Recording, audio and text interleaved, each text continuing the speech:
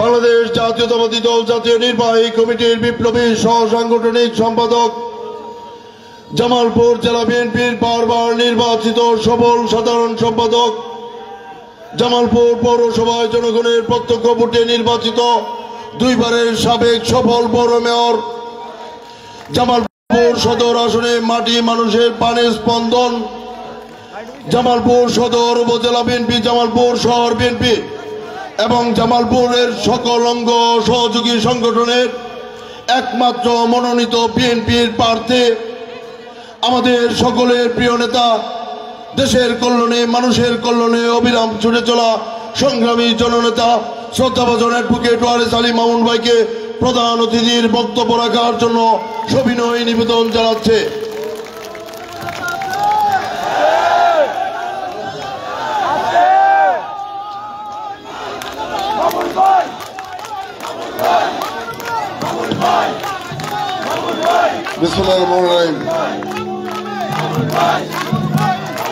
জাতির বীর সন্তান, মহান স্বাধীনতার ঘোষক, বহুদলীয় গণতন্ত্রের প্রবর্তক,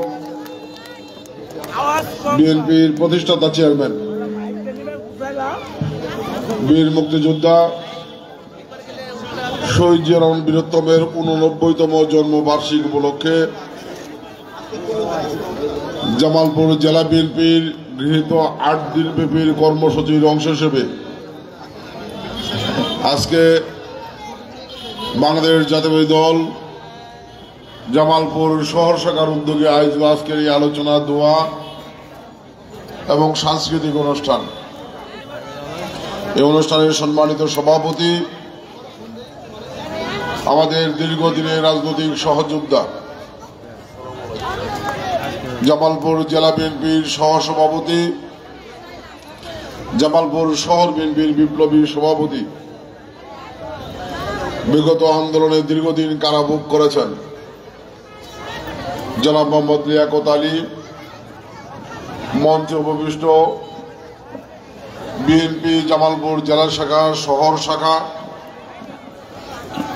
বিভিন্ন ওয়ার্ড শাখার সম্মানিত নেতৃবৃন্দ, বিভিন্ন অঙ্গ সহযোগী সংগঠনের সকল পর্যায়ের প্রিয় নেতাকর্মী, ভাই বোনেরা, সম্মানিত জামালপুরবাসী, আসসালামু আলাইকুম।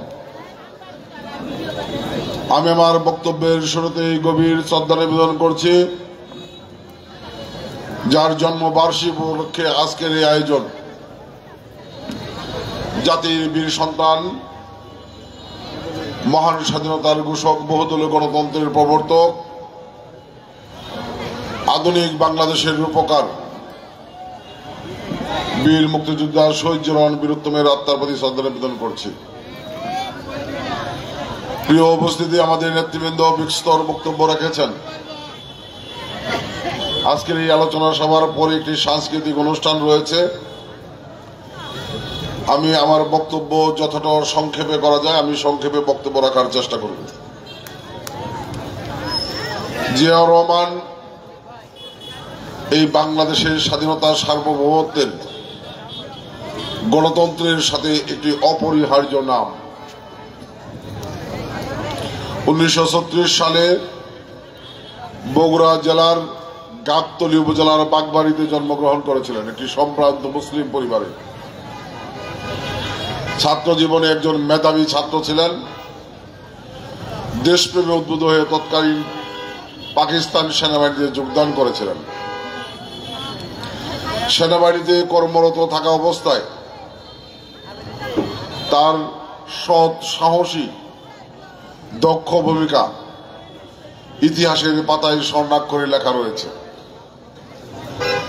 বিশেষ করে পাক ভারত যুদ্ধে তার বীরত্বপূর্ণ অবদানের জন্য সেই সময় তাকে রাষ্ট্রীয় খেতাবে ভূষিত করা হয়েছিল। আমাদের এই জাতির সবচেয়ে বড় অর্জন মহান স্বাধীনতা, যেই স্বাধীনতার জন্য এই জাতিকে সবচেয়ে বড় ত্যাগ স্বীকার করতে হয়েছে। 30 লক্ষ মানুষের জীবন গিয়েছে, 2 লক্ষ মা বোনের ইজ্জত গিয়েছে। 1971 সালের মহান মুক্তিযুদ্ধের প্রাক্কালে যখন পাক হানাদার বাহিনী এই জাতির মুক্তিকামী মানুষের উপর বর্বরচিত হামলা চালায়, নির্বিচারে হত্যা, গুম, খুন, আমাদের মা বোনদেরকে গণধর্ষণ শুরু করে।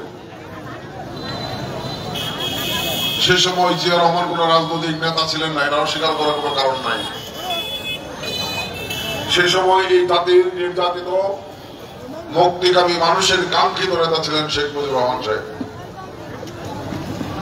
সংগত কারণেই পাক হানাদার বাহিনীর সেই বর্বরচিত হামলা, হত্যা, খুন, ধর্ষণের মুখে এই জাতির নির্যাতিত মুক্তিকামী মানুষগুলো তাকিয়েছিল শেখ মুজিবুর রহমানের দিকে। ইতিহাসের নির্মম নিষ্ঠুর সত্য, শেখ মুজিবুর রহমান সাহেব এই জাতিকে মুক্তির সঠিক পথ দেখাতে সম্পূর্ণরূপে ব্যর্থ হয়েছিলেন। উনি এই জাতিকে মুক্তির সঠিক পথ, স্বাধীনতার পথ না দেখিয়ে এই জাতির সাথে বিশ্বাসঘাতকতা করে যে পাকিস্তান সরকারের নিয়ন্ত্রণে পাক হানাদার বাহিনী এই জাতির মুক্তিকামী মানুষের উপর হামলা, হত্যা, গুম, খুন, ধর্ষণ করেছে, সেই হত্যা, গুম, খুন, ধর্ষণের উপর দাঁড়িয়ে শেখ মুজিবুর রহমান সাহেব পাকিস্তান সরকারের সাথে দেন দরবারে ব্যস্ত ছিলেন। তৎকালীন পাকিস্তানের সাধারণ নির্বাচনে একক সংখ্যাগরিষ্ঠ বিজয়ী দল বাংলাদেশ আওয়ামী লীগের নেতৃত্বে পাকিস্তানের সরকার গঠন করার জন্য। আজকে সঙ্গত কারণে এই প্রশ্ন জাগে, যদি শেখ মুজিবুর রহমান সাহেব আওয়ামী লীগের নেতৃত্বে পাকিস্তানের সরকার গঠন করতে পারতেন, হয়তো আজকে স্বাধীন বাংলাদেশ আমরা দেখতাম না। প্রিয় ভাই আমার, জাতির এরকম একটি চরম দুঃসময়ে, নেতৃত্বহীন সংকটময় মুহূর্তে যে মানুষটি রাজনৈতিক নেতা না হয়েও জাতির মুক্তির ঐতিহাসিক প্রয়োজনে এই জাতির ত্রাণকর্তা হিসেবে আবির্ভূত হয়েছিলেন, তার নাম জিয়াউর রহমান। উনি বুঝতে সক্ষম হয়েছিলেন পাক হানাদার বাহিনীর হাত থেকে জাতিকে মুক্ত করতে হলে এই জাতির স্বাধীনতা যুদ্ধ ছাড়া, স্বাধীনতা ছাড়া মুক্তির বিকল্প কোনো পথ খোলা নাই। সর্বপ্রথম পাকিস্তান সরকারকে বিদ্রোহ ঘোষণা করেন। চট্টগ্রামের কালুরঘাট বেতার কেন্দ্র থেকে মহান স্বাধীনতার ঘোষণা দেন, যে ঘোষণার মধ্য দিয়ে এই জাতির মুক্তিকামী আপামর জনগণ স্বাধীনতা যুদ্ধে ঝাঁপিয়ে পড়ে। দীর্ঘ 9 মাস সশস্ত্র সংগ্রাম হয়েছে। শেখ মুজিবুর রহমান সাহেব পাকিস্তানের কারাগারে ছিলেন। আওয়ামী লীগের পতিত দশা রাজনৈতিক নেতারা এই জাতিকে ধোঁকা দিয়ে, জাতির সাথে বিশ্বাসঘাতকতা করে মুক্তিযুদ্ধ সংগঠকের কথা বলে ভারত গিয়ে নিজেদের জীবন রক্ষা করেছেন। যে মানুষটি শুধুমাত্র স্বাধীনতার ঘোষণা দিয়ে ক্ষান্ত হন নাই, নিজের রণাঙ্গনে জীবন বাজি রেখে সশস্ত্র যুদ্ধ করেছেন, যিনি স্বাধীনতা যুদ্ধের নেতৃত্ব দিয়েছেন, তার নাম জিয়াউর রহমান। স্বাধীনতা যুদ্ধকালীন সময়ে বাংলাদেশের ভূখণ্ডকে যুদ্ধ পরিচালনার স্বার্থে 11টি অঞ্চলে বিভক্ত করা হয়েছিল, যেটিকে 11টি সেক্টর বলা হয়, এবং প্রত্যেক সেক্টরের নেতৃত্ব দেওয়ার জন্য একজন করে সেক্টর কমান্ডারের দায়িত্ব দেওয়া হয়েছিল। জিয়াউর রহমান সেই যোদ্ধা, যিনি একটি সেক্টরের সেক্টর কমান্ডার হিসেবে দায়িত্ব পালন করার পরেও আরেকটি সেক্টরের অতিরিক্ত কমান্ডার হিসেবে দায়িত্ব পালন করেছেন। জিয়াউর রহমান সেই যোদ্ধা, যিনি 2টি সেক্টরের সেক্টর কমান্ডার হিসেবে দায়িত্ব পালন করার পরেও তার আদ্যক্ষর অনুযায়ী জেড ফোর্স নামে একটি বাহিনী ছিল, যে বাহিনীটি তার নেতৃত্বে স্বাধীনতা যুদ্ধে ঐতিহাসিক অবদান রেখেছেন। দীর্ঘ 9 মাস রণাঙ্গনে জীবন বাজি রেখে সশস্ত্র যুদ্ধ করেছেন, নেতৃত্ব দিয়েছেন। এই জাতির সবচেয়ে বড় ত্যাগ, 30 লক্ষ মানুষের জীবন গিয়েছে। দু লক্ষ মামুনের ইজ্জত গিয়েছে। জিয়া রহমানের নেতৃত্বে বিশ্বের মানচিত্রে বাংলাদেশ স্বাধীন দেশ হিসেবে প্রতিষ্ঠা পেয়েছে। আমরা একটি স্বাধীন বাংলাদেশ পেয়েছি। স্বাধীনতা পরবর্তী সময়ে জিয়া রহমান রাষ্ট্রীয় ক্ষমতার লোভ করে নাই, আবার সেনাবাহিনীতে ফিরে গিয়েছিলেন। বাংলাদেশের রাষ্ট্রীয় ক্ষমতায় অধিষ্ঠিত হয়েছিল শেখ মুজিবুর রহমানের সরকার, যারা জীবন দিয়ে দেশ স্বাধীন করেছে, যারা জীবন বাজি রেখে যুদ্ধ করেছে। একজন মহিলার সবচেয়ে বড় সম্পদ তার ইজ্জত। সেই পাক হানাদার বাহিনীর কাছে ইজ্জত হারানোর পরেও যারা নিজেদেরকে ধন্য মনে করেছে, যাবার ইজ্জতের বিনিময়ে হলেও বাংলাদেশ স্বাধীন হয়েছে, তারা স্বপ্ন দেখেছিল স্বাধীন বাংলাদেশের মালিক হবে বাংলাদেশের জনগণ। তারা সেই স্বপ্নে বিভোর ছিল। কিন্তু ইতিহাসের নির্মম নিষ্ঠুর সত্য হচ্ছে ৭২ সাল থেকে ৭৫ সাল পর্যন্ত শেখ মুজিবুর রহমান সাহেবের নেতৃত্বে আওয়ামী বাকশালী শাসক গোষ্ঠী এই রাষ্ট্র পরিচালনার দায়িত্বভার গ্রহণ করেছিলেন, পরিচালনা করেছেন। আমরা যদি ইতিহাস বিশ্লেষণ করি তাহলে আমরা দেখতে পাই স্বাধীনতা পরবর্তী ৫৪-৫৫ বছরের ইতিহাসে সবচেয়ে ব্যর্থ কলঙ্কময় সরকার ছিল শেখ মুজিবুর নেতৃত্বাধীন সরকার। যেই সরকার ৩০ লক্ষ মানুষের সেই স্বপ্নসাদ, ২ লক্ষ মামুনের সেই স্বপ্নসাদকে ধূলিসাৎ করে দিয়ে, সেই শহীদদের আত্মার সাথে বেইমানি করে স্বাধীন বাংলাদেশে আওয়ামী বাকশালী শাসক গোষ্ঠীর নেতৃত্বে এই বাংলাদেশকে দলীয় সম্পত্তিতে পরিণত করে বাংলাদেশের মানুষের স্বাধীনতার স্বপ্নসাদকে ধূলিসাৎ করে দিয়েছিলেন। ৭২ সাল থেকে ৭৫ সাল পর্যন্ত বাংলাদেশে আইন শৃঙ্খলা বলতে কিছু ছিল না। আওয়ামী লীগ, যুবলীগ, ছাত্রলীগের নেতাকর্মীরা ব্যাংক ডাকাতি থেকে শুরু করে হত্যা, খুন, গুম, ছিনতাই, রাহাজানি, দর্শন তাদের কাছে নিত্য নৈমিত্তিক ব্যাপার হয়ে দাঁড়িয়েছিল। মানুষের জীবনের নিরাপত্তা ছিল না, মা বোনদের ইজ্জত আবরুর নিরাপত্তা ছিল না। মানুষ তাদের কাছে জিম্মি হয়ে পড়েছিল। মানুষ তাদের অধিকারের কথা বলতে পারত না, তাদের বিরুদ্ধে অন্যায়ের প্রতিবাদ করতে পারত না। আপনারা জানেন যে সেই সময় আওয়ামী বাকশালী শাসক গোষ্ঠী শেখ মুজিবুর রহমানের নেতৃত্বে ক্ষমতার মস্তকে পাকাপোক্ত করার জন্য সরকারি নিয়মিত বাহিনীর বাইরেও একটি অতিরিক্ত বাহিনী গঠন করেছিলেন, যার নাম রক্ষী বাহিনী, যারা সরকার এবং সরকারি দলের আওয়ামী বাকশালী নেতাকর্মীদের বিরুদ্ধে অভিযোগ করত, প্রতিবাদ করত।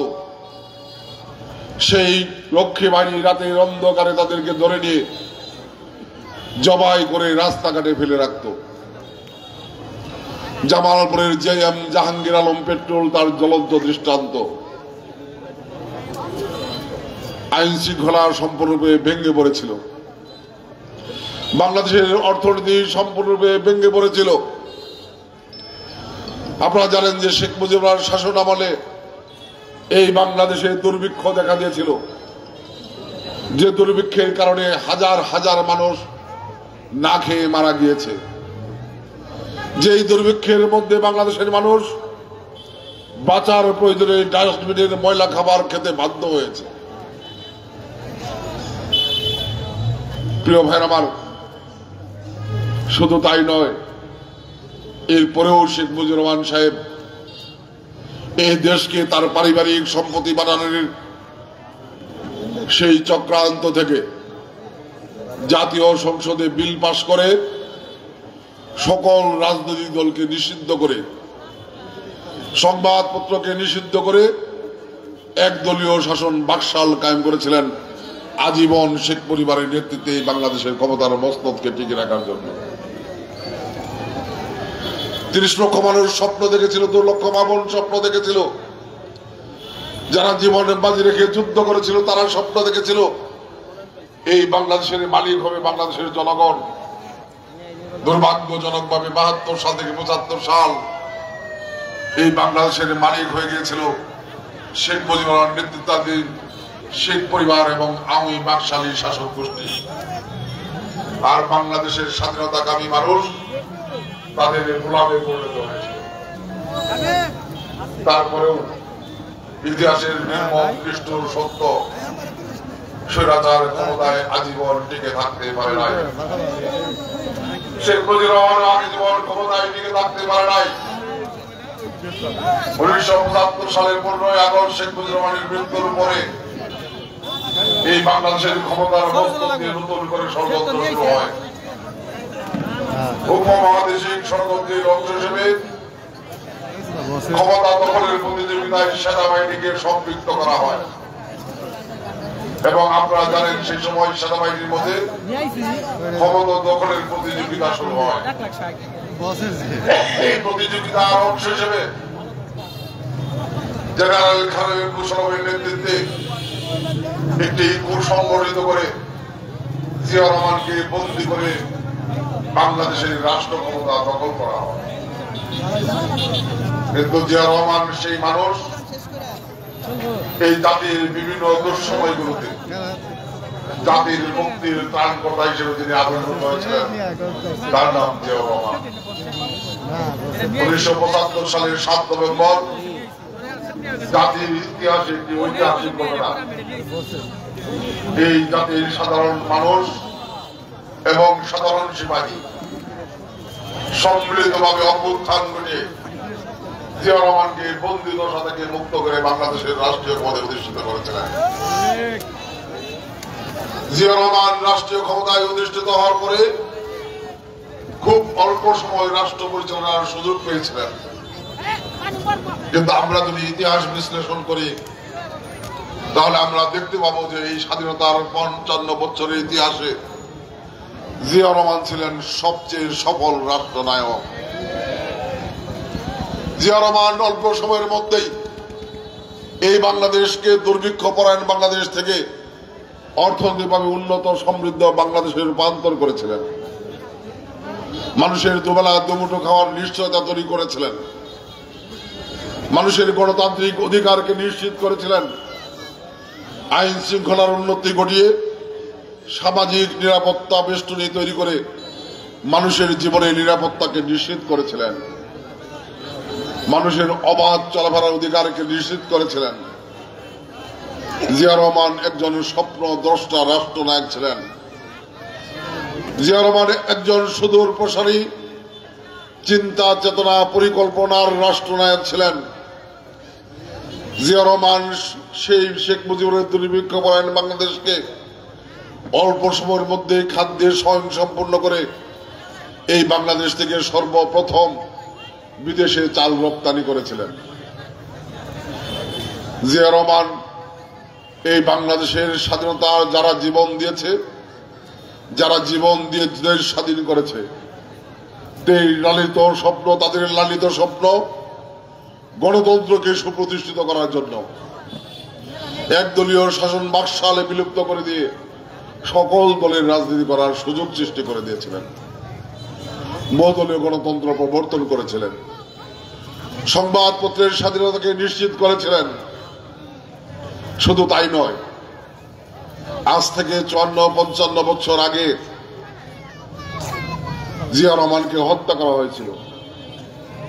কিন্তু জিয়া রহমান রাষ্ট্র ক্ষমতায় থাকার সময় তার সেই সুদূর প্রসারী চিন্তা চেতনা পরিকল্পনার উপরে যে সমস্ত পদক্ষেপ গ্রহণ করেছিলেন এই বাংলাদেশের অগ্রযাত্রার জন্য, উন্নত সমৃদ্ধ বাংলাদেশ প্রতিষ্ঠার স্বপ্ন নিয়ে জিয়া রহমানের সেই সমস্ত চিন্তা চেতনা পরিকল্পনার উপর বাংলাদেশের অর্থনীতি এখনো দাঁড়িয়ে রয়েছে। গত ৫ আগস্টের পরে আপনারা দেখেছেন বিভিন্ন পত্র পত্রিকায় সংবাদ মাধ্যমে খবর প্রকাশিত হয়েছে গত 17 বছরে আওয়ামী লীগ এই বাংলাদেশে দুর্নীতির মহোৎসব করেছেন।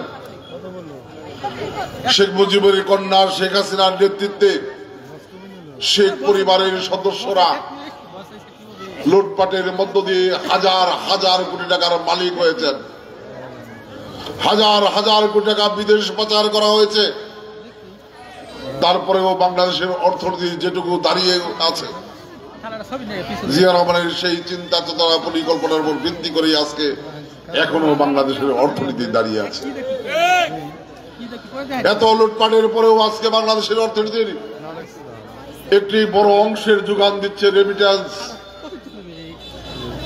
জিয়া রহমান সর্বপ্রথম 8,500 বাংলাদেশি বেকার যুবককে কাতার সহ বিশ্বের বিভিন্ন দেশে পাঠিয়ে আন্তর্জাতিক শ্রমবাজারে যে যাত্রা শুরু করেছিলেন, যার উপর ভিত্তি করে আজকে বাংলাদেশের লক্ষ লক্ষ মানুষ বিশ্বের বিভিন্ন দেশে শ্রমিক হিসেবে কাজ করে যে টাকা পাঠাচ্ছেন, তাদের পরিবার পরিজনকে রক্ষা করছেন, বাংলাদেশের অর্থনীতিকে টিকিয়ে রেখেছেন।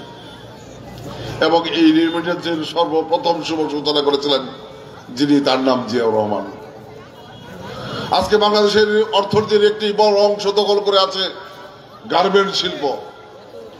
যে গার্মেন্টস শিল্পে বাংলাদেশের লক্ষ লক্ষ যুবক যুবতী তরুণ তরুণীরা চাকরি করে নিজেদের জীবন জীবিকা নির্বাহ করছেন, তাদের পরিবারকে বাঁচিয়ে রেখেছেন এবং বাংলাদেশের অর্থনীতিকে যোগান দিয়ে যাচ্ছেন।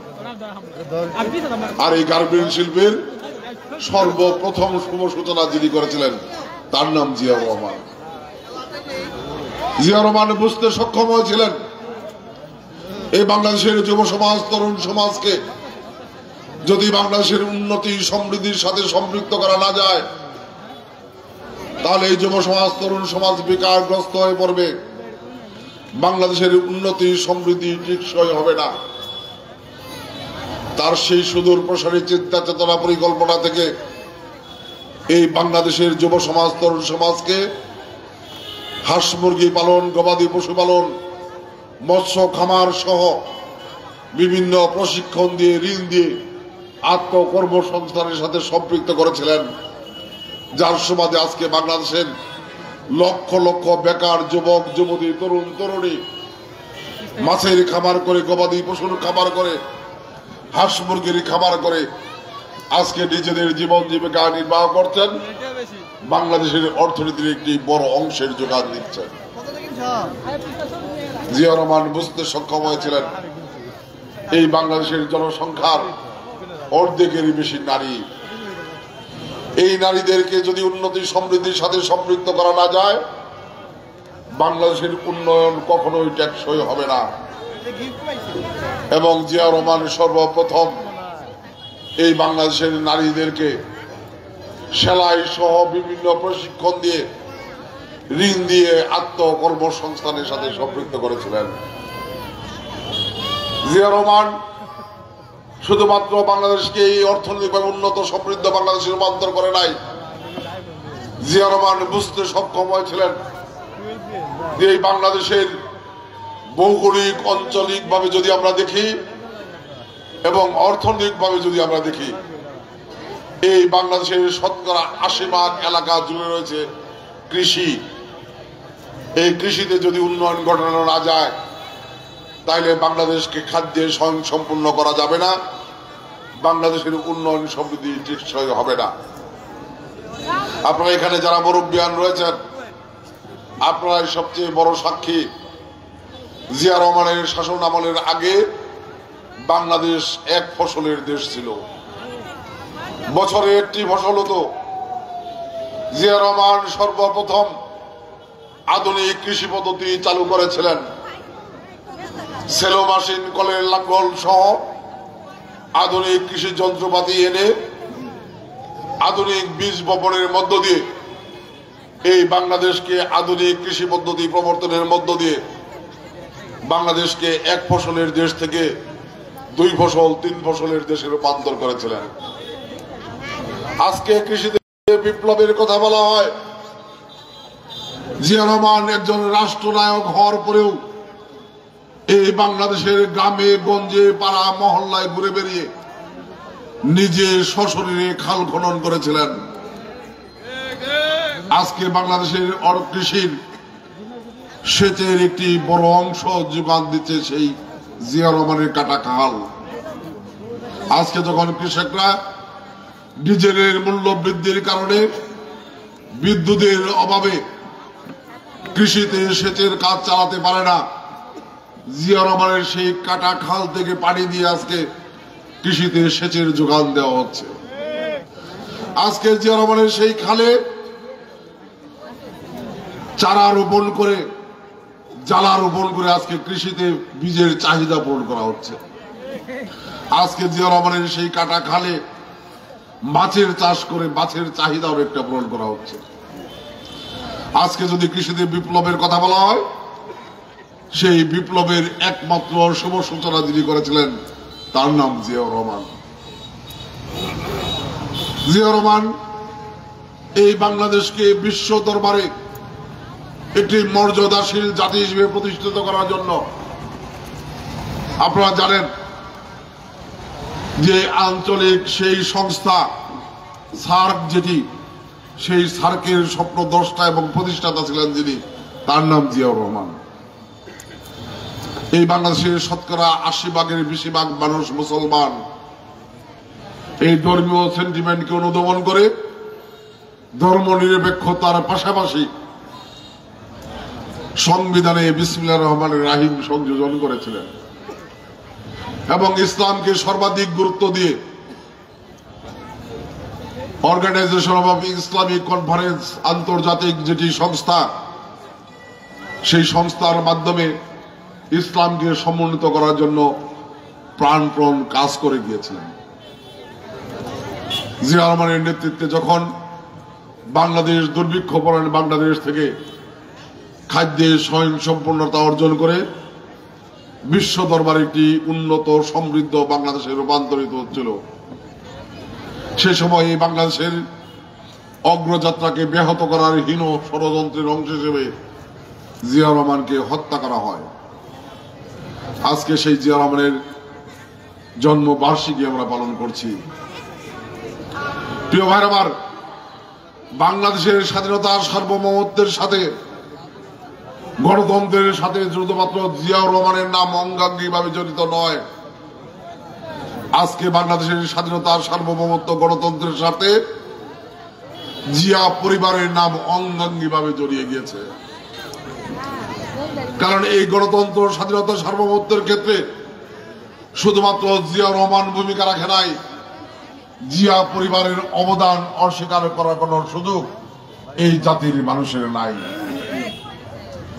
জিয়াউর রহমানকে হত্যা করার পরে আমরা আবার দেখেছি বিএনপির নির্বাচিত সরকারকে ক্ষমতার বন্দুকের নল দেখিয়ে হটিয়ে স্বৈরাচার এরশাদ স্বৈরাচারী কায়দায় ক্ষমতার মস্তক দখল করেছিলেন। দীর্ঘ ৮টি বছর স্বৈর শাসকের ভূমিকায় অবতীর্ণ হয়েছিলেন। ৮২ সাল থেকে ৯০ সাল এই বাংলাদেশে আবার গণতন্ত্র বিপন্ন হয়ে পড়েছিল। স্বৈরতন্ত্রের যাতা করলে এই বাংলাদেশের মানুষ আবার স্বৈরতন্ত্রের গোলামে পরিণত হয়েছিল।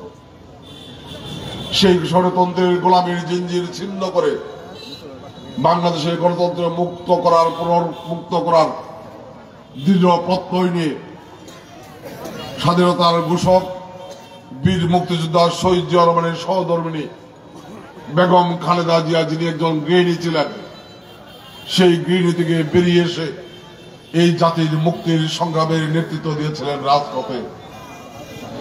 দীর্ঘ ৮টি বছর রাজপথে সংগ্রাম করেছেন। সংগ্রাম করতে গিয়ে একাধিকবার কারাবরণ করেছেন। স্বৈরাচার এরশাদের কাছে মাথা নত করে নাই। আমরা দুর্ভাগ্যজনকভাবে দেখেছি আজকে পতিত স্বৈরাচারের প্রধান তৎকালীন বাংলাদেশ আওয়ামী লীগের সভানেত্রী শেখ হাসিনার নেতৃত্বে বাংলাদেশ আওয়ামী লীগ স্বৈরাচার পতনের আন্দোলন করেছে। আপনাদের যদি মনে থাকে খেয়াল করে দেখুন, ১৯৮৬ সালে চট্টগ্রামের লালদিঘির ময়দানে একটি ঐতিহাসিক জনসভায় তৎকালীন আওয়ামী লীগের সভানেত্রী শেখ হাসিনা বক্তৃতায় বলেছিলেন, স্বৈরাচার এরশাদের অধীনে যারা নির্বাচনে যাবে তারা জাতির কাছে জাতীয় বেঈমান হিসেবে চিহ্নিত হবে। যেদিন লালদিঘির ময়দানে বক্তৃতা করেছিলেন, ঠিক তার পরের দিন স্বৈরাচার এরশাদের সাথে আঘাত করে স্বৈরাচারের অধীনে নির্বাচনে চলে গিয়ে গণতন্ত্র মুক্তির সংগ্রামের সেই আন্দোলনের সাথে বিশ্বাসঘাতকতা করে গণতন্ত্র মুক্তির আন্দোলনের বুকে ছুরিকাঘাত করেছিলেন।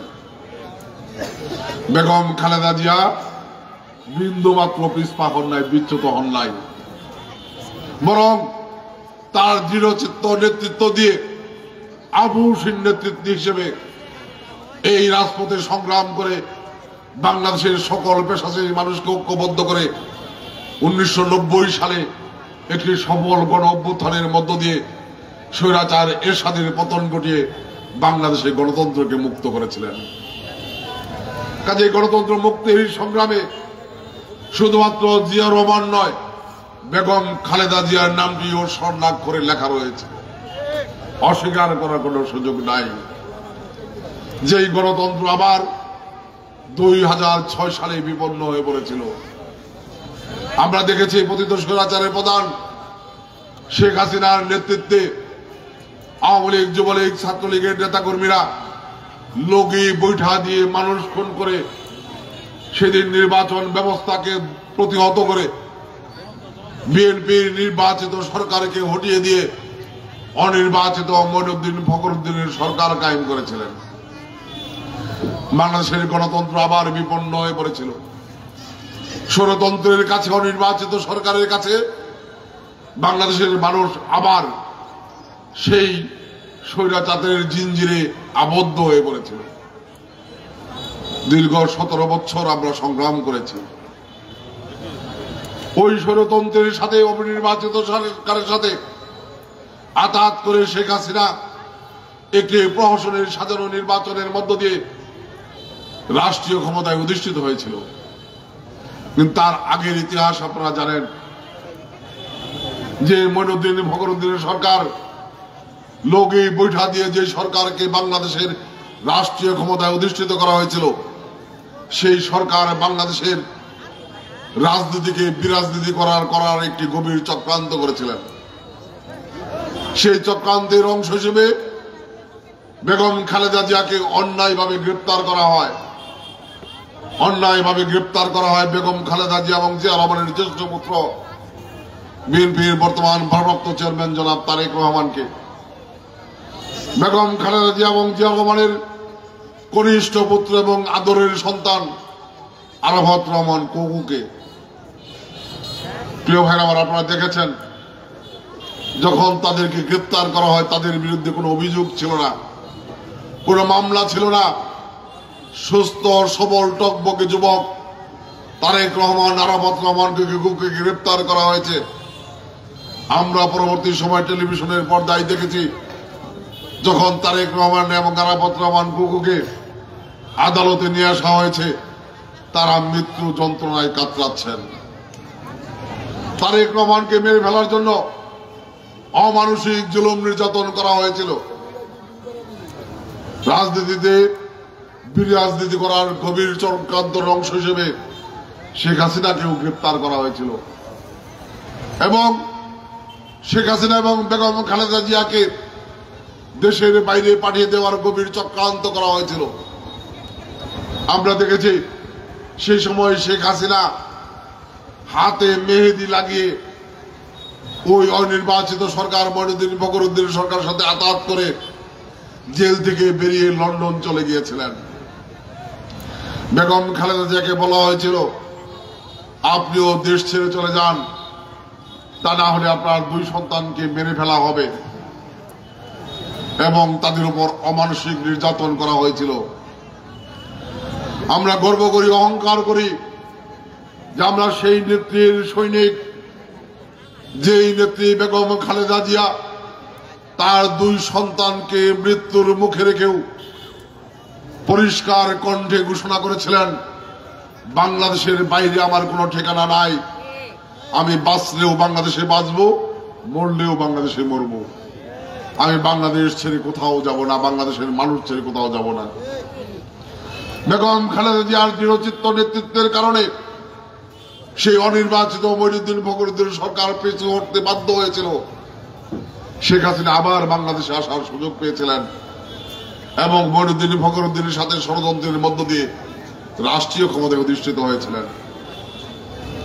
যে শেখ হাসিনা তত্ত্বাবধায়ক সরকারের নির্বাচনের দাবিতে 1996 সালে 173 দিন হরতাল করে বাংলাদেশকে জ্বালাও পোড়াও করে অচল করে দিয়েছিল, যে শেখ হাসিনা 2006 সালে তত্ত্বাবধায়ক সরকারের প্রধান উপদেষ্টার নিরপেক্ষতার প্রশ্ন তুলে লগি বৈঠা দিয়ে মানুষ খুন করে নির্বাচিত সরকারকে হটিয়ে নির্বাচিত সরকার কায়েম করেছিল, সেই শেখ হাসিনা একটি ষড়যন্ত্রের নির্বাচনের মধ্য দিয়ে ক্ষমতায় গিয়ে জাতীয় সংসদে বিল পাশ করে তত্ত্বাবধায়ক সরকার ব্যবস্থা বাতিল করে দলীয় সরকার অধীনে নির্বাচনের প্রক্রিয়া শুরু করেছিলেন।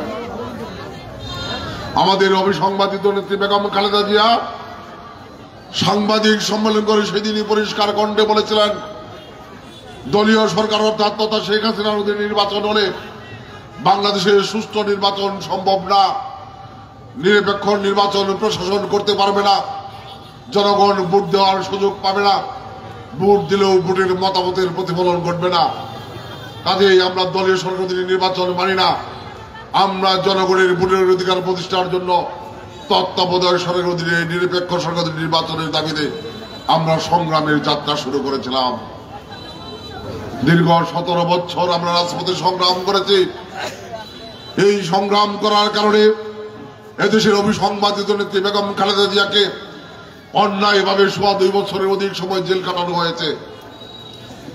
পরবর্তী সময় জামিনের নামে তাকে গৃহবন্দী করা হয়েছিল, চিকিৎসার সুযোগটুকু পর্যন্ত দেওয়া হয় নাই।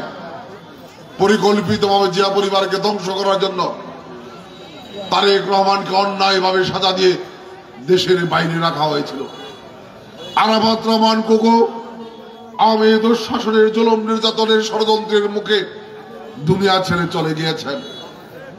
এই সংগ্রাম করতে গিয়ে আমাদের এই বাংলাদেশে বিএনপির সাবেক এমপি ইলিয়াস আলী, ঢাকা সিটি কর্পোরেশনের সাবেক কমিশনার চৌধুরী আলম সহ আমাদের 4,500 নেতাকর্মী হত্যা, গুম, খুনের শিকার হয়েছে। এই সংগ্রাম করতে গিয়ে বিএনপির 38 লক্ষ নেতাকর্মীর বিরুদ্ধে মিথ্যে গায়েবী মামলা দেওয়া হয়েছে। এই সংগ্রাম করার কারণে বিএনপির লক্ষ লক্ষ নেতাকর্মীকে গ্রেপ্তার করে অন্যায়ভাবে দীর্ঘদিন কারাগারে রাখা হয়েছে। বিএনপির নেতাকর্মীদের বাড়ি ঘরে হামলা হয়েছে, বিএনপির নেতাকর্মীদের ব্যবসায়িক প্রতিষ্ঠান দখল করা হয়েছে।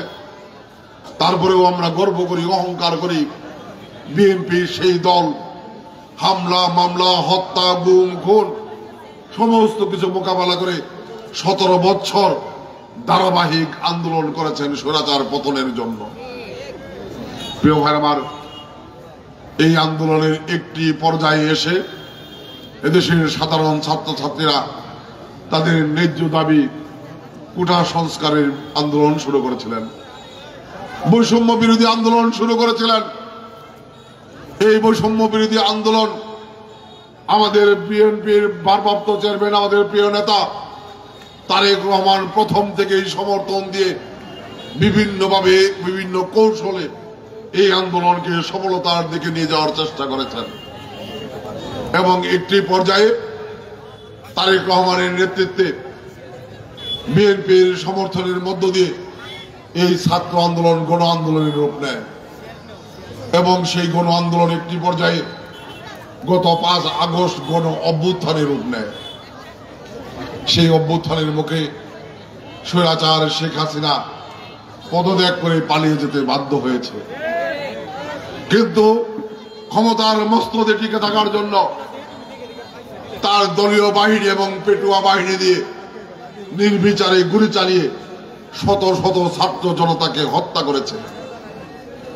আমি সেই বীর শহীদ ছাত্র জনতার আত্মার প্রতি শ্রদ্ধা নিবেদন করছি, যাদের জীবনের বিনিময়ে আমরা স্বৈরাচার শেখ হাসিনা মুক্ত, ভোট ডাকাত, লুটেরা, দুর্নীতি, দুর্শাসন মুক্ত এই বাংলাদেশ পেয়েছি। কিন্তু প্রিয় ভাইরা আমার, কথা খুব পরিষ্কার। আমরা যদি একটু বিশ্লেষণ করি তাহলে পরিষ্কারভাবে আমরা দেখতে পাই 1971 সালের সেই মহান মুক্তিযুদ্ধ থেকে শুরু করে আজ পর্যন্ত এই জাতির মুক্তির সংগ্রামে বারবার বিএনপি এবং জিয়া পরিবার এই জাতির মুক্তির ত্রাণকর্তা হিসেবে আবির্ভূত হয়েছেন। স্বাধীনতা যুদ্ধকালীন সময়ে শেখ মুজিবুর রহমান ব্যর্থ হয়েছিলেন, জিয়া রহমান নেতৃত্ব দিয়েছিলেন। স্বাধীনতা পরবর্তী সময়ে শেখ মুজিবুর রহমান গণতন্ত্র হত্যা করে বাকশাল কায়েম করেছিলেন, জিয়া রহমান সেই বাকশাল বিলুপ্ত করে গণতন্ত্র প্রতিষ্ঠা করেছিলেন। পরবর্তী সময়ে স্বৈরাচার এরশাদের বিরুদ্ধে সংগ্রাম করে বেগম খালেদা জিয়ার নেতৃত্বে এই বাংলাদেশের গণতন্ত্র প্রতিষ্ঠা হয়েছিল। যে গণতন্ত্র 2006 সালে আবার শেখ মুজিব কন্যা শেখ হাসিনার নেতৃত্বে বিপন্ন হয়ে পড়েছিল। আমরা আমাদের নেতা বেগম খালেদা জিয়ার নেতৃত্বে এবং পরবর্তী সময়ে জিয়া রহমানের যোগ্য উত্তরসূরি আমাদের বিএনপির ভারপ্রাপ্ত চেয়ারম্যান তারেক রহমানের নেতৃত্বে দীর্ঘ সংগ্রামের মধ্য দিয়ে আজকে স্বৈরাচারের পতন ঘটাতে আমরা সক্ষম হয়েছি। কাজে এই বাংলাদেশের স্বাধীনতা, সার্বভৌমত্ব, গণতন্ত্র অস্তিত্বের সাথে জিয়া পরিবার অঙ্গাঙ্গিভাবে জড়িয়ে গিয়েছে।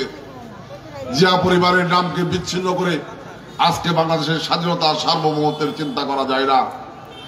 জিয়া পরিবারকে বিচ্ছিন্ন করে আজকে বাংলাদেশের গণতন্ত্রের কথা চিন্তা করা যায় না। জিয়া পরিবারকে বিচ্ছিন্ন করে আজকে বাংলাদেশের উন্নয়ন সমৃদ্ধির কথা বিবেচনা করা যায় না। প্রিয় ভাইরা আমার, আজকে স্বৈরাচার শেখ হাসিনা মুক্ত, দুর্নীতি দুঃশাসন মুক্ত বাংলাদেশ আমরা পেয়েছি।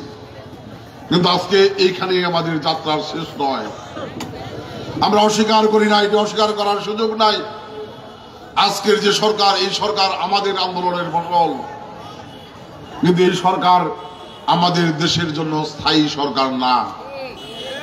কারণ এই সরকার জনগণের ভোটে নির্বাচিত সরকার না। এই সরকার সাময়িক সময়ের জন্য দায়িত্ব নিয়েছেন। ফ্যাসিবাদের পতনের পরে এই বাংলাদেশে একটি অবাধ, সুষ্ঠু, নিরপেক্ষ নির্বাচনের মধ্য দিয়ে জনগণের ভোটে নির্বাচিত সরকারের কাছে ক্ষমতা হস্তান্তর করার জন্য। কাজেই এই সরকার বাংলাদেশের জন্য স্থায়ী সরকার না। বাংলাদেশের মানুষ অধীর আগ্রহে স্বপ্ন দেখছেন আগামী দিনে একটি অবাধ, সুষ্ঠু, নিরপেক্ষ নির্বাচনের মধ্য দিয়ে জনগণের ভোটে নির্বাচিত সরকার প্রতিষ্ঠা করা। কারণ আমরা বলি এই বাংলাদেশের মালিক হচ্ছে বাংলাদেশের জনগণ। এই বাংলাদেশের মালিকানা যদি বাংলাদেশের জনগণের কাছে আমরা ফিরিয়ে দিতে চাই, তাহলে বাংলাদেশের জনগণের ভোটে নির্বাচিত সরকারের কাছে ক্ষমতা হস্তান্তর করা ছাড়া বিকল্প কোনো পথ খোলা নাই। নির্বাচিত সরকার জনগণের কল্যাণে কাজ করে। নির্বাচিত সরকার তাদের কাজের জন্য জনগণের কাছে জবাবদিহি করে। কাজেই এই বাংলাদেশের গণতন্ত্রকে যদি টেকসই করতে হয়, স্থায়ী রূপ দিতে হয়, বাংলাদেশের মানুষের নাগরিক অধিকারকে নিশ্চিত করতে হয়, বাংলাদেশের মানুষের সম্মান, ইজ্জত, আব্রুকে, নিরাপত্তাকে নিশ্চিত করতে হয়, তাদের অধিকারকে সুপ্রতিষ্ঠিত করতে হয়, তাহলে নির্বাচিত সরকার ছাড়া বিকল্প কোনো পথ খোলা নাই। আজকে বাংলাদেশের সকল মানুষ গভীর আগ্রহে স্বপ্ন দেখছেন অচিরেই একটি অবাধ, সুষ্ঠু, নিরপেক্ষ নির্বাচন হবে, যেই নির্বাচনের মধ্য দিয়ে তারা তাদের ভোটে নির্বাচিত সরকার প্রতিষ্ঠা করবে, যে সরকার আগামী দিনে গণতন্ত্রকে স্থায়ী রূপ দিবে, যে সরকার আগামী দিনে এই বাংলাদেশে আইনের শাসন প্রতিষ্ঠা করবে, যে সরকারের কাছে বাংলাদেশের সকল মানুষ সমান হিসেবে বিবেচিত হবে, যেই সরকার বাংলাদেশের মানুষের কাছে তাদের কাজের জন্য জবাবদিহি করতে বাধ্য থাকবে। আমরা আগামী দিনে একটি উদার, গণতান্ত্রিক, মানবিক মূল্যবোধে বিশ্বাসী, আইনের শাসন সুপ্রতিষ্ঠিত, উন্নত, সমৃদ্ধ বাংলাদেশের প্রতিষ্ঠার স্বপ্ন দেখছি। আজকে যখন সারা বাংলাদেশের মানুষ নির্বাচনের স্বপ্ন দেখছে, আমরা সেই সময় লক্ষ্য করছি পতিত স্বৈরাচারের প্রধান শেখ হাসিনা ভারত বসে আজকে বাংলাদেশের বিরুদ্ধে নতুন করে ষড়যন্ত্র শুরু করেছেন। শেখ হাসিনার সেই পতিত দূষররা, তার দলীয় সন্ত্রাসী বাহিনীরা বাংলাদেশের বিভিন্ন অঞ্চলে আত্মগোপনে থেকে আজকে বাংলাদেশকে অশান্ত করার গভীর চক্রান্ত করছেন এবং এই ষড়যন্ত্রকে হালকাভাবে দেখার কোন সুযোগ আছে বলে আমরা মনে করি না। 17 বছর লুটপাট করেছেন, হাজার হাজার কোটি টাকা বিদেশ পাচার করেছেন। 17 বছর আগে আওয়ামী লীগের যে নেতারা দুবেলা দুমুঠো খেতে পারত না, গত 17 বছরে তারা কোটি কোটি টাকার মালিক, বাড়ির মালিক, গাড়ির মালিক, সম্পদের মালিকে পরিণত হয়েছেন। জামালপুরবাসীর কাছে ওইটি পরিষ্কার। জামালপুরের যে নেতারা দুবেলা দুমুঠো খেতে পারত না, তারা 17 বছরে কোটি কোটি টাকার মালিক, বাড়ির মালিক, গাড়ির মালিক হয়ে গেছে। আর সেই লুটের টাকা দিয়ে আজকে পালিয়ে থেকে আরাম আয়েশে খাচ্ছেন আর বাংলাদেশের বিরুদ্ধে নতুন করে ষড়যন্ত্র করছেন। বাংলাদেশের গণতন্ত্রকে বিপন্ন করে, নির্বাচনকে প্রতিহত করে আবার একটি অস্থিতিশীল পরিবেশ তৈরি করার মধ্য দিয়ে অনির্বাচিত সরকারকে বাংলাদেশের ক্ষমতার মস্তদে স্থায়ী রূপ দেওয়ার চেষ্টা করছেন। আমরা সরকারের কাছে উদাত্ত আহ্বান জানাই। গত 2 দিন আগে বর্তমান সরকারের একজন উপদেষ্টা বলেছেন বিএনপি মহাসচিবের বক্তব্য নাকি 111 এর সংখ্যা তৈরি করেছে। মাননীয় উপদেষ্টা, গত 17 বছরের আওয়ামী লীগের জুলুম নির্যাতনের চিহ্নের দাগ আপনার শরীরে একটুও লাগে নাই। গত 17 বছরের আওয়ামী লীগের দুর্নীতির, দুঃশাসনের চিত্র, নির্যাতনের চিত্র আপনি বুঝতে পারবেন না। যারা গত 17 বছর জুলুম নির্যাতন, হত্যা, গুম, খুনের শিকার হয়েছে তারাই ভালো বলতে পারবে। বিএনপির মহাসচিবের বক্তব্যকে বিকৃতভাবে না দেখে, বিকৃতভাবে উপস্থাপন না করে প্রকৃত মর্মার্থ বোঝার চেষ্টা করুন। আজকে সারা বাংলাদেশের মানুষ অধীর আগ্রহে অপেক্ষা করছে, স্বপ্ন দেখছে একটি অবাধ, সুষ্ঠু, নিরপেক্ষ নির্বাচনের। আর যদি কোনো কারণে এই অবাধ, সুষ্ঠু, নিরপেক্ষ নির্বাচন করতে আপনারা ব্যর্থ হন, এই বাংলাদেশে যদি আবার আওয়ামী লীগের ষড়যন্ত্র বাস্তবায়ন হয়, শেখ হাসিনার ষড়যন্ত্র বাস্তবায়ন হয়, আবার গণতন্ত্র বিপন্ন হয়ে পড়ে, এর জবাবদিহি আগামী দিনে আপনাদেরকেও করতে হবে। কাজেই বিএনপিকে সতর্ক না করে নিজেরা সতর্ক পথ চলার চেষ্টা করুন। আমরা জামালপুরের জেলা প্রশাসন, পুলিশ প্রশাসন এবং বিভিন্ন দপ্তরের দায়িত্ব নিয়োজিত কর্মকর্তাদেরকে আহ্বান জানাই,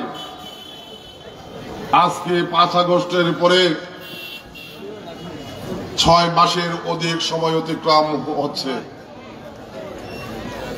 এই 5 আগস্টের জন্য বিএনপির 4,500 নেতাকর্মী হত্যা, গুম, খুনের শিকার হয়েছে। এই 5 আগস্টের জন্য বিএনপির 38 লক্ষ নেতাকর্মী মিথ্যে গায়েবী মামলার শিকার হয়েছে। এই 5 আগস্টের জন্য বিএনপির হাজার হাজার নেতাকর্মী দীর্ঘদিন কারাভোগ করতে হয়েছে। এই 5 আগস্টের জন্য বিএনপির অসংখ্য নেতাকর্মী গাড়ি ছাড়া, ঘর ছাড়া হয়েছে। এই 5 আগস্টের জন্য বিএনপির নেতাকর্মীদের বাড়িঘর ভাঙচুর হয়েছে, ব্যবসা প্রতিষ্ঠান দখল হয়েছে। সর্বশেষ ছাত্র জনতার আত্মহত্যের মধ্য দিয়ে 5 আগস্ট স্বৈরাচারের পতন হয়েছে। এই ছাত্র জনতার আত্মহত্যের মধ্যে একজন ডিসিও ছিল না, একজন এসপিও ছিল না। জামালপুরে 18 জন শহীদ হয়েছে। এই 18 জন শহীদ বিএনপি পরিবারের সন্তান, কোন ডিসি এসপির সন্তান না। আর এই 5 আগস্টের প্রকৃত পরিস্থিতির সুযোগ নিয়ে আজকে ডিসি সাহেব বড় বড় কথা বলবেন, ন্যায়ের কথা বলবেন, গাড়ি দিয়ে ঘুরবেন, ডিসির ভাবভঙ্গি দেখে জনগণ থেকে বিচ্ছিন্ন হয়ে নিজের মতো করে জামালপুরের জেলা প্রশাসন চালাবেন। পুলিশ সুপার মহোদয়, আপনি আপনার মতো করে পুলিশ প্রশাসন চালাবেন। আর জামালপুরে আওয়ামী লীগ, যুবলীগ, ছাত্রলীগ নতুন করে ষড়যন্ত্র করে জামালপুরে আবার উত্তপ্ত করবে, ষড়যন্ত্র করবে, আবার জামালপুরে রাজপথ দখল করার চেষ্টা করবে। এটা জামালপুরের বিএনপি এবং জামালপুরের জনগণ মেনে নেবে না। এখনো সময় রয়েছে, এখনো সময় রয়েছে। অনুধাবন করার চেষ্টা করুন কোন পথে আপনারা হাঁটছেন। ছাত্র জনতার জীবনের বিনিময়ে, বিএনপি নেতাকর্মীদের আত্মহতির বিনিময়ে আপনি ডিসিগিরি করবেন, আর আপনার মদদে আজকে বিভিন্ন প্রশাসনে আওয়ামী লীগের মদতপষ্ট লোকেরা বসে থাকবে। আওয়ামী লীগের নেতাকর্মীদের বিগত দিনের এজেন্ডা জামালপুরে বাস্তবায়ন হবে, আপনি তাদের দোষর হিসেবে কাজ করবেন। এটা জামালপুরের বিএনপি মেনে নেবে না। আমরা আহ্বান জানাই, এখনো সময় রয়েছে, সতর্কভাবে পথ চলার চেষ্টা করুন, অনুধাবন করুন, চেষ্টা করুন। আজকে রাজনৈতিক দলগুলোকে বাইরে রেখে নিজের ব্যক্তি ইচ্ছায় জামালপুরের প্রশাসন চালাবেন, এর দায়িত্ব আগামী দিনে আপনাকে বহন করতে হবে। আমরা আপনাদেরকে সহযোগিতা করতে চাই। আমরা এই সরকার আমাদের আন্দোলনের ফসল, আমরা সহযোগিতা করতে চাই, কিন্তু আপনাদের কার্যক্রম যদি বিগত সরকারের সেই লুটেরা আওয়ামী লীগের নেতাকর্মীদের সহায়ক হয়, তাহলে আপনাদেরকে আওয়ামী লীগের দোসরের খাতায় নাম লিখাতে আমরা বাধ্য করব। জামালপুরবাসী জামালপুরের স্বার্থে, জামালপুরের বিএনপি জামালপুরের স্বার্থে, জামালপুরের মানুষের স্বার্থে আপনাদের পাশে থাকতে চায়। কিন্তু যদি মনে করেন যে জামালপুরের রাজনৈতিক দলগুলোকে বাদ দিয়ে আপনারা আপনাদের মতো পথ চলবেন, আওয়ামী লীগের দোসরদেরকে সহযোগিতা করবেন, আপনাদের কর্মকাণ্ড তাদের সহায়ক হবে, এটা আগামী দিনে হয়তো জামালপুরবাসী মেনে নেবে না। কাজেই সেই পর্যায়ে যাওয়ার আগেই নিজের পথ চলাকে সংশোধন করুন। জামালপুরবাসীকে সাথে নিয়ে এই লুটেরা পতিত আওয়ামী লীগের লুটপাটকারী সন্ত্রাসীদেরকে প্রতিহত করার ব্যবস্থা গ্রহণ করুন। আজকে সকালে জামালপুর শহরে হতে পারে 10 থেকে 12 জন মিছিল করেছে। এটা হয়তো জামালপুরের ডিসি সাহেবের গায়ে লাগে নাই, কারণ 17 বছর আপনার গায়ে বিন্দু মাত্র টোকাটু লাগে নাই, আপনার কোন স্বজনকে হারাতে হয় নাই। স্বজন হারিয়েছি আমরা যারা বিএনপি করি, আমরা যারা স্বৈরাচার শেখ হাসিনার পতনের আন্দোলন করেছি, আমাদের গায়ে লাগে। পুলিশ সুপার মহোদয়, আমাদের গায়ে লাগে। এখনো সময় রয়েছে, এদেরকে আইনের আওতায় আনার চেষ্টা করুন, ব্যবস্থা গ্রহণ করুন। জামালপুরে গত 17 বছর মির্জা আজমের বডিগার্ড হিসেবে জেলা প্রশাসক পুলিশ সুপার কাজ করেছেন। আমি প্রথম দিন বলেছিলাম, যেদিন মির্জা আজম মন্ত্রী হয়েছিলেন, পতাকা উড়িয়ে জামালপুরে এসেছিলেন, বলেছিলাম যে জামালপুরের সৌভাগ্য না দুর্ভাগ্য জানি না, স্বাধীনতা বিরোধী একটি পরিবারের সন্তানের পতাকা জামালপুরের জেলা প্রশাসন পুলিশ প্রশাসন সেলুট দিয়ে জামালপুরে নিয়ে আসছে। আজকে মির্জা আজমের প্রকৃত চেহারা জনগণের কাছে পরিষ্কার হয়ে গিয়েছে। 17 বছরে মির্জা আজম এবং তার পরিবারের সদস্যদের নামে ব্যাংকে কয়েক হাজার কোটি টাকার অবৈধ লেনদেনের তথ্যচিত্র বেরিয়ে এসেছে। মির্জা আজমের গত 17 বছরের দুর্নীতির চিত্র ইতিমধ্যেই পত্রিকায় প্রকাশিত হয়েছে। এখন পর্যন্ত জামালপুরের প্রশাসন তার বিরুদ্ধে কোনো ব্যবস্থা গ্রহণ করে নাই।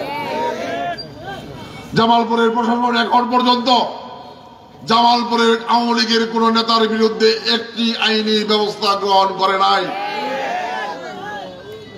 জামালপুর পৌরসভার অবৈধ মেয়র উন্নয়ন কাজের নামে কাজ না করে কোটি কোটি টাকার বিল বানিয়ে নিয়ে আজকে উধাও হয়েছে। এখন পর্যন্ত তার বিরুদ্ধে কোনো ব্যবস্থা গ্রহণ করা হয় নাই।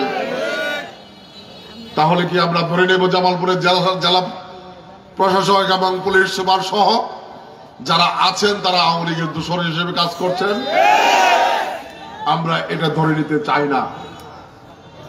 এখনো সময় আছে। পতিত স্বৈরাচারের যারা দুর্নীতিবাজ, লুটপাটকারী, যারা বিগত দিনের সন্ত্রাসী কর্মকাণ্ড করেছেন, জামালপুরে প্রকাশ্যে অস্ত্র দিয়ে বৈষম্য বিরোধী ছাত্র আন্দোলনে গুলি করা হয়েছে, এখন পর্যন্ত তাদেরকে গ্রেপ্তার করা হয় নাই, গ্রেপ্তারের কোনো ব্যবস্থাও নেওয়া হয় নাই। আপনাদের নিষ্ক্রিয়তার কারণে, হতে পারে আপনাদের সহযোগিতার কারণে, আওয়ামী লীগের এখন অনেকেই সামাজিক যোগাযোগ মাধ্যমে লেখা শুরু করেছেন, বিভিন্নভাবে উস্কানি দেওয়ার চেষ্টা করছেন। যদি জামালপুরের পরিস্থিতি আবারও শান্ত হয়ে ওঠে, দায় দায়িত্ব আপনাদেরকেই বহন করতে হবে। জামালপুরের বিএনপি, অনেকেই বলেন জামালপুরের বিএনপি নাকি বিভক্ত। আমরা বলতে চাই জামালপুরের বিএনপি বিভক্ত না। জামালপুরের বিএনপি ঐক্যবদ্ধভাবে গত 17 বছর রাজপথে সংগ্রাম করেছে।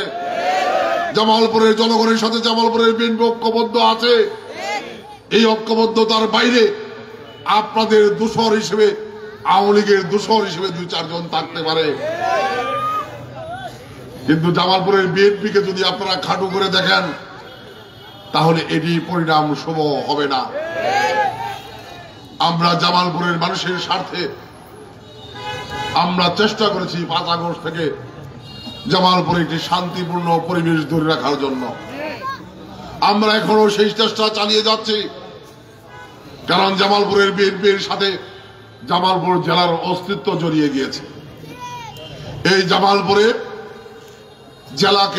জামালপুরকে জেলায় রূপান্তর করেছে বিএনপির প্রতিষ্ঠাতা চেয়ারম্যান বীর মুক্তিযোদ্ধা শহীদ জিয়া রহমান। জেলায় উন্নত করার পর থেকে আজ পর্যন্ত জামালপুরে যতটুকু উন্নয়ন হয়েছে, সেই উন্নয়নের দাবিদার বিএনপি। কাজেই এই বিএনপিকে বাদ দিয়ে জামালপুরকে যদি চিন্তা করেন, এটি আপনাদের ভুল চিন্তা পরিকল্পনা হবে। আমি বক্তব্য দীর্ঘায়িত করব না। সব শেষে যে কথা বলতে চাই, আপনাদেরকে স্মরণ করিয়ে দিতে চাই,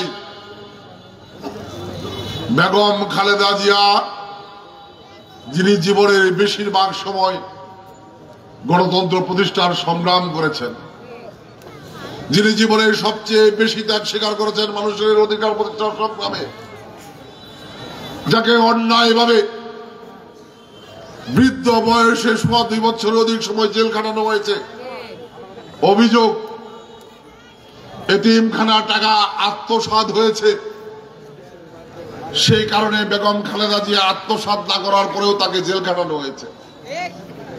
কারণ ওই এতিমখানার সাথে বেগম খালেদা জিয়ার নাম সম্পৃক্ত ছিল। এইরকম একটি ভিত্তিহীন অভিযোগ দিয়ে বেগম খালেদা জিয়াকে 2 বছরের অধিক সময় জেল কাটিয়েছেন। আপনাদের মনে রাখতে হবে, পতিত স্বৈরাচারের প্রধান শেখ হাসিনা প্রধানমন্ত্রী থাকা অবস্থায় রমনার বটমূলে বোমা মেরে সাংস্কৃতিক কর্মীদেরকে হত্যা করা হয়েছে। শেখ হাসিনা প্রধানমন্ত্রী থাকা অবস্থায় বিডিআর বিদ্রোহের নামে বাংলাদেশের চৌখোশ প্রতিরোধা সেনা অফিসারদেরকে পরিকল্পিতভাবে হত্যা করে বাংলাদেশের সীমান্ত অরক্ষিত করে ফেলা হয়েছে। শেখ হাসিনা প্রধানমন্ত্রী থাকা অবস্থায় রাতের অন্ধকারে শাপলা চত্বরে নির্বিচারে গুলি চালিয়ে আলেমুল আমাদেরকে হত্যা করা হয়েছে। শেখ হাসিনা প্রধানমন্ত্রী থাকার ইচ্ছায় তার ক্ষমতার মস্তককে পাকাপোক্ত করার জন্য বিএনপির সাবেক এমপি ইলিয়াস আলী চৌধুরী আলম সহ 4,500 রাজনৈতিক নেতাকর্মীকে হত্যা, গুম, খুন করেছে। এই শেখ হাসিনা সর্বশেষ ক্ষমতার মস্তককে টিকে রাখার হীন ষড়যন্ত্রে ছাত্র জনতার উপর নির্বিচারে গুলি চালিয়ে শত শত ছাত্র জনতাকে হত্যা করেছে। আজকে সেই শেখ হাসিনা বাংলাদেশে ফেরত আসবেন। অনেকেই সামাজিক যোগাযোগ মাধ্যমে লেখছেন, অনেকেই বাহবা দিচ্ছেন, অনেকেই নিজেদেরকে উৎফুল্ল পাবার চেষ্টা করছেন। আপনাদেরকে স্মরণ করিয়ে দিতে চাই, শেখ হাসিনা ফেরত আসবে এটা নয়, শেখ হাসিনাকে ফেরত আনা হবে। শেখ হাসিনা এখন আর রাজনৈতিক নেতা না, শেখ হাসিনা এই বাংলাদেশের সবচেয়ে বড় গণহত্যাকারী, তাকে ফেরত এনে আইনের আওতায় এনে ওই সাংস্কৃতিক কর্মী, সেনা কর্মকর্তা, রাজনৈতিক কর্মকর্তা, আলেম উলামা এবং ছাত্র জনতার হত্যার বিচার করা হবে। কাজেই উৎফুল্ল হওয়ার কোনো কারণ নাই। শেখ হাসিনাকে অবশ্যই বাংলাদেশে এনে বিচার করা হবে। আওয়ামী লীগকে রাজনৈতিকভাবে বিচার করা হবে। এই আওয়ামী লীগ গত 17 বছর সন্ত্রাসী কর্মকাণ্ড করেছেন। এই আওয়ামী লীগ গত 17 বছর লুটতরাজের মহোৎসব করেছেন। আওয়ামী লীগের যে সমস্ত নেতাকর্মীরা গত 17 বছর জামালপুরের রাজপথে সন্ত্রাসের নেতৃত্ব দিয়েছেন, যে আওয়ামী লীগের নেতাকর্মীরা গত 17 বছর জামালপুরের লুটতরাজের মহোৎসব করেছেন, নেতৃত্ব দিয়েছেন, জামালপুরের মাটিতে বিচার হওয়ার পরে আপনারা রাজনীতি করতে পারবেন কিনা সেটি বিবেচনা করা হবে। এর আগে আওয়ামী লীগ রাজনীতি করার অধিকার রাখে না।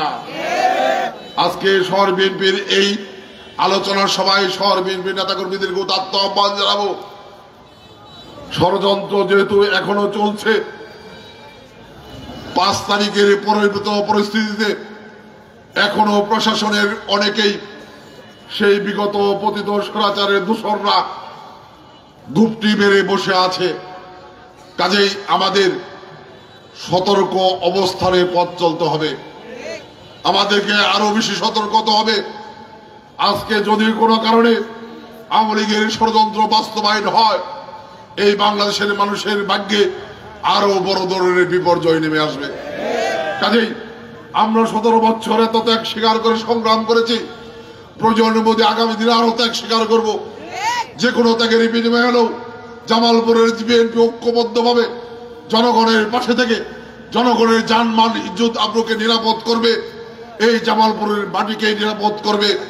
কোন দুষ্কৃতিকারী, সন্ত্রাসী, ষড়যন্ত্রকারী আওয়ামী লীগের দূষর এই জামালপুরের পথ দখল করতে পারবে না ইনশাল্লাহ। বিএনপির নেতাকর্মীরা এলাকা ভিত্তিক পাহারা গড়ে তুলুন, সব এলাকায় সতর্ক অবস্থান গড়ে তুলুন, ঐক্যবদ্ধভাবে পাহারা গড়ে তুলুন। কোথাও যদি আওয়ামী লীগের কোন নেতাকর্মী কোন রকমের ষড়যন্ত্র বাস্তবায়ন করার চেষ্টা করে, কোন রকমের অশান্ত প্রক্রিয়া করার চেষ্টা করে, আমরা যা রাজনৈতিকভাবে জনগণকে সাথে নিয়ে সে এলাকায় সামাজিক প্রতিরোধ গড়ে তুলব।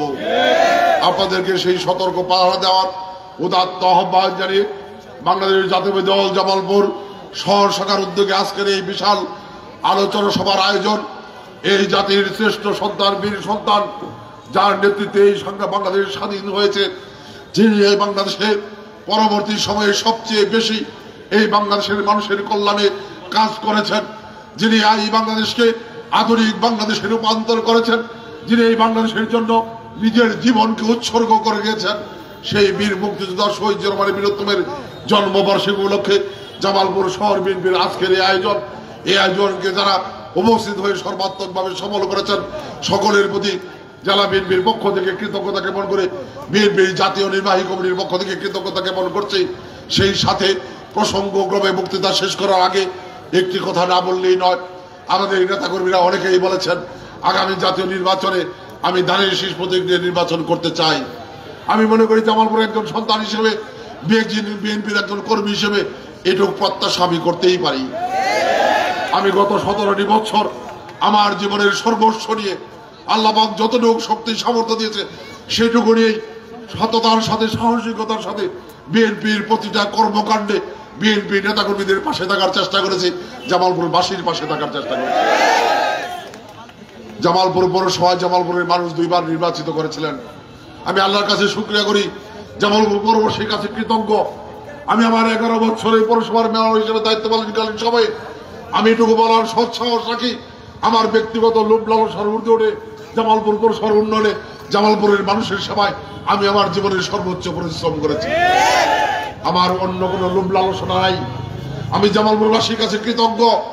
গত 17 বছরে বিরোধী দলের সংগ্রাম করার পরেও জামালপুরের বাসীর কাছে আমি যে সম্মান, ইজ্জত, ভালোবাসা পেয়েছি, আমার বিশ্বাস যারা অবৈধ এমপি, মন্ত্রী, যারা অবৈধ মেয়র হয়েছেন তারাও আমার সমান ইজ্জত, ভালোবাসা পায় নাই। কাজেই জামালপুরবাসীর কাছে ঋণে আমি আবদ্ধ হয়ে পড়েছি। জামালপুরবাসীর এই ঋণ আমি পরিশোধ করতে চাই। যদি আল্লাহ তৌফিক দেয় আগামী জাতীয় নির্বাচন আমার বিশ্বাস বিএনপি আমাদেরকে ধানের শেষে মনোনয়ন দিবে। যদি বিএনপি ধানের শেষে মনোনয়ন দেয় আপনারা নির্বাচিত করেন, আমি এই জামালপুরের উন্নয়নে, জামালপুরের মানুষের সেবায় আমার জীবনের সর্বোচ্চ ত্যাগের বিনিময় হলেও আমি জামালপুরবাসীর মন জয় করে আপনাদের দোয়া, ভালোবাসা, সম্মান নিয়ে এই দুনিয়া থেকে বিদায় নিতে চাই। আমি আপনাদের কল্যাণে কাজ করতে চাই, জামালপুরের উন্নয়নে কাজ করতে চাই। আমি আপনাদের সকলের কাছে দোয়া, সহযোগিতা কামনা করে আজকের আয়োজন করার জন্য আবারও আন্তরিকভাবে ধন্যবাদ জ্ঞাপন করে আমাদের জাতির বীর সন্তান, বীর মুক্তিযোদ্ধা শহীদ জিয়াউর রহমানের আত্মার প্রতি শ্রদ্ধা নিবেদন করে জিয়া পরিবারের সেই আমাদের অবিসংবাদিত নেত্রী বিএনপির চেয়ারপারসন দেশনেত্রী বেগম খালেদা জিয়া, বিএনপির ভারপ্রাপ্ত চেয়ারম্যান জনাব তারেক রহমানের জন্য দোয়া কামনা করে আগামী দিনের ঐক্যবদ্ধভাবে পথ